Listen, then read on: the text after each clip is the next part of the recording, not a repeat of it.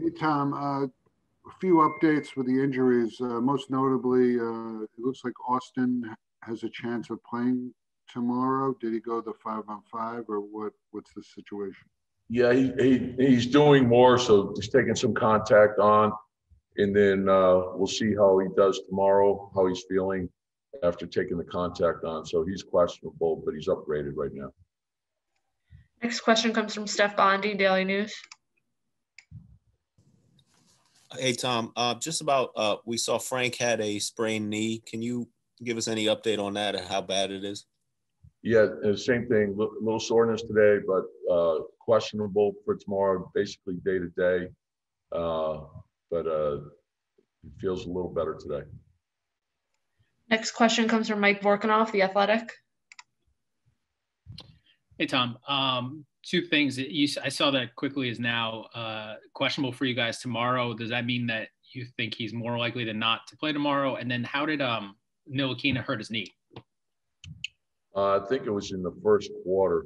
In it's a sprain, so we'll see. How he does after a couple of days of treatment.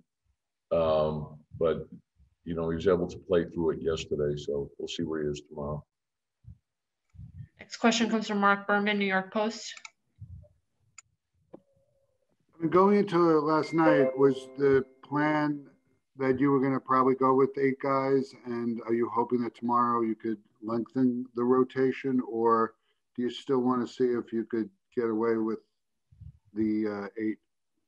Well, a lot depends on how you're matching up with your opponent. So Cleveland had a short rotation, so we were matched up with them. We'll see who we have available for tomorrow's game. Toronto hasn't gone deep into their bench, so but we like the depth that we have, and hopefully we'll be getting some guys back for tomorrow's game. But we feel good about the guys that we do have, and we feel like we have more than enough to win. But obviously we have to shore up a lot of areas. Next question comes from Amanda Hajar, Knicks Digital. Hey, Coach, still early in the season, but how important is it to gain momentum early on, especially with a season like this and starting off the road trip with a win? Yeah, I think the important thing for us is to just concentrate on each day. Don't get ahead of ourselves. Don't look back.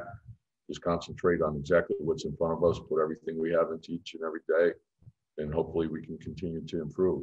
There's still a long way to go and a lot of things that we have to improve upon. Next question comes from Steph Bondi, Daily News.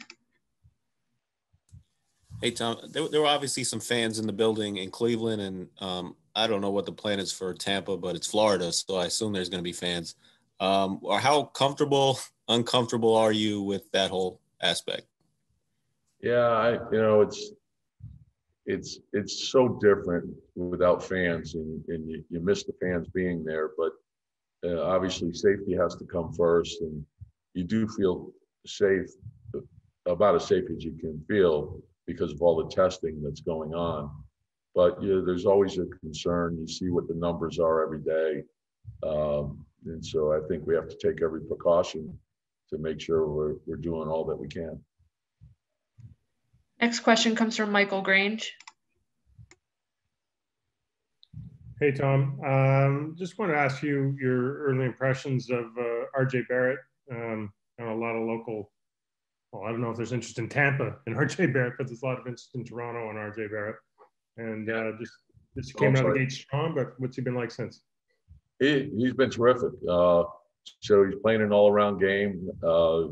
He's played well without shooting well, and we know the shooting's coming. He's doing a lot of things for us defensively. He's moving well without the ball. He's getting downhill. There's a lot of room for him to grow. He's been diligent with his work, and I think just having a wing that can do the things that he can do, that his versatility is a big asset for our team, and his willingness to make plays for people. I think that's starting to show and will continue to grow. And Kevin Knox is another guy who's really played well. Unfortunately, he had some foul trouble last night, but on the defensive side of the ball, he's been terrific. He's shooting the ball well for us, and it opens up the floor and create space for a lot of people to put it down on the floor. Next question comes from Ian Bagley, SNY. Tom, I'm sorry if you were asked this already. I jumped in a little bit late. But with Immanuel Quickley, what did you see from him that led to the upgrade to questionable? And what would you want to see from him tomorrow? Yeah, I think the big to get on the court. Yeah, I think the big thing is to see how he feels tomorrow. So he's had some contact today. Each day he's felt better, but we want to see how he responds after taking on contact. And so he's making good progress, and that's, he's questionable. So I guess it's 50-50. Our last question comes from Mark Berman, New York Post. Hey, Tom. Yeah, you stuck with that starting lineup the entire season, 4 games, but what is the balance there? What do you like about what that 5-man unit's doing? All guys from last season. I think they're familiar with each other. It's a good balance of how they complement each other. We have 3 guys that can go off the dribble pretty effectively. We have shooting with Reggie and defense, and Mitch is really coming on. So I like the balance of that group. And then also what our bench has done, I think Frank has played well. Quick has played well.